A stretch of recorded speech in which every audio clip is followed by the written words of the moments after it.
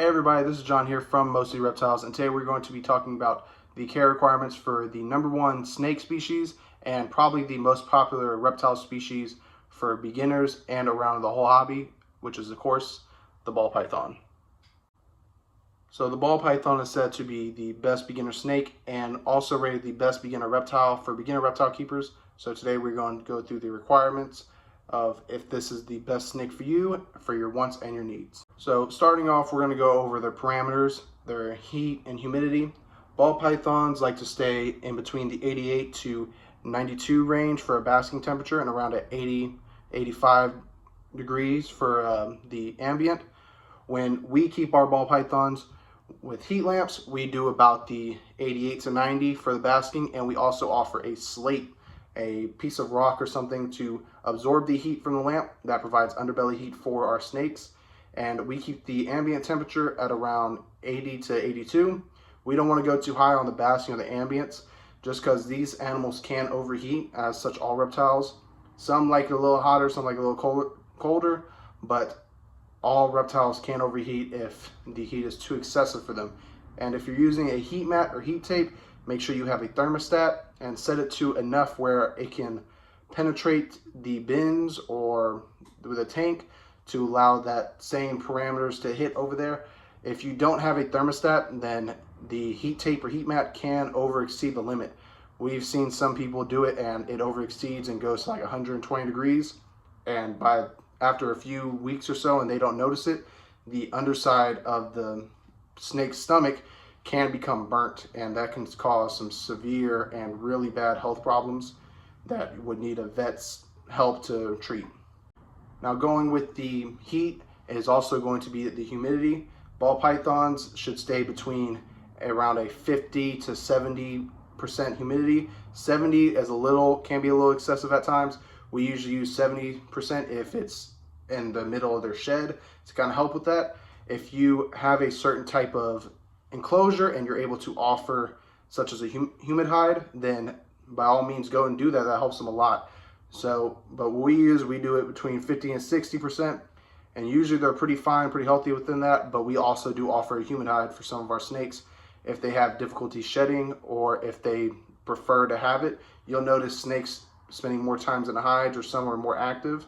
With the humid hides, it does help them with their sheds, and when they're ready to shed, they'll come out, rub it against rocks or some hard surface or even the side of the enclosure, and at that time they'll start to peel it back from their head all the way to the end of their tail.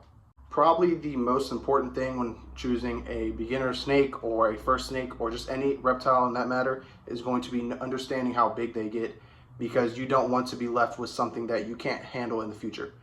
Ball pythons stay between the 4 to 6 foot range, mainly between the 4 to 5 foot, as Powers is right here. But some females have been seen to go to 6 feet, some males as well. And that's a little excessive, but it does happen. So for Powers, we keep her in a 4x2x2 enclosure that allows her to stretch fully along the whole enclosure and still have that diagonal area to move and along the whole sides. Inside her enclosure, we also offer things such as rock, real substrate. We do have branching for her to climb. It's about a foot of branching just to allow her to have more enrichment and more activity. And we have 3 separate hides within her enclosure. But for their requirements on the tank size, when they're younger, you can get away with a 40 gallon. And if they're even things with hatchlings, you can put them in 20 gallons. If you use things such as a snake rack, then this size ball python would not work in a ordinary 28 quart tub. You would need something that's a lot bigger. If you're using hatchlings, then by all means that would work. As long as you provide the right humidity and temperatures for them, then you should have no problem. Now for decor and enrichment ideas, as I stated in the previous slide, is we want to offer things as hides, climbing opportunities, and even some rough surfaces. The hides can be used such as humid hides, you have hot hides, and then you have the cool side hides. What these allow is just for a security area for your snake, a nice little tight area that they can go in and kind of coil up and just feel safe. We also do a lot of bioactive. For some of our snakes we don't, but for Power, she's in a bioactive enclosure, and what we do is have a few pothos plants to allow for some foliage So when she's moving around, she has some security. Now, when you're building your tank, it's always helpful to offer things such as slate rock for the absorption of heat, and also cork bark. They can climb in the cork bark if it's big enough, but the main thing for these rough surfaces that we use is to allow them to have something to help them with shed. When reptiles, and especially snakes, are going into shed, they will rub their heads and the side of their body against these rough areas to help start the peel off for it. What this will help with is for a cleaner shed, and if you don't have anything rough in the enclosure for them to do it with, they'll start to rub up against the glass, which can cause nose rub and can also ruin the shed, which is also an effect of the humidity. We want to make sure that we are providing the best temperatures for these animals and the best enrichment options so we don't have any health problems.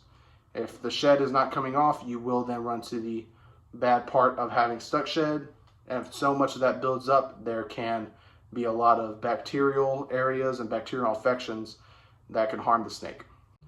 And the last thing we are going to talk about is going to be the feedings. So ball pythons on average should eat from once a week to every 2 weeks. Once a week is going to be for mainly hatchlings all the way up until adults.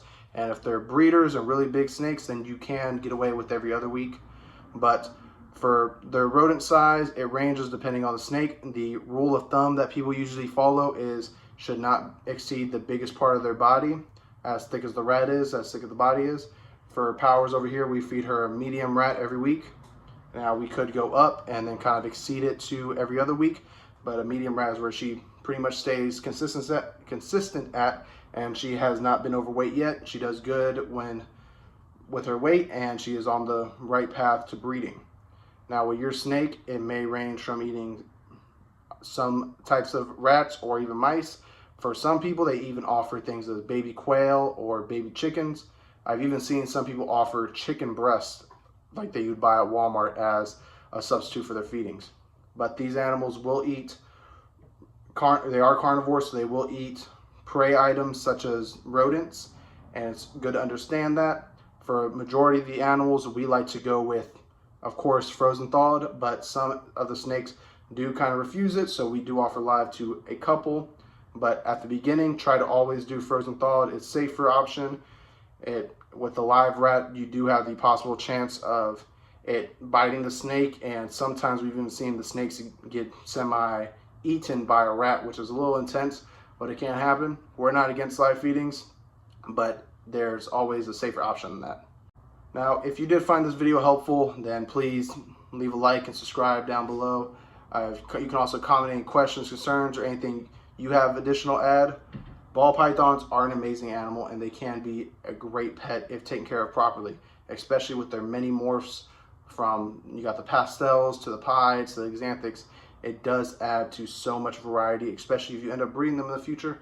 I am not a breeder of ball pythons yet. We are getting into that, but we do keep them, and all of our snakes are really healthy, and we offer a lot of enrichment options for them to stay this healthy. But again, if you did enjoy, like and subscribe and comment down below. Please let us know if there's anything else that you would like to see or any questions or concerns you may have, and we'll catch you next time.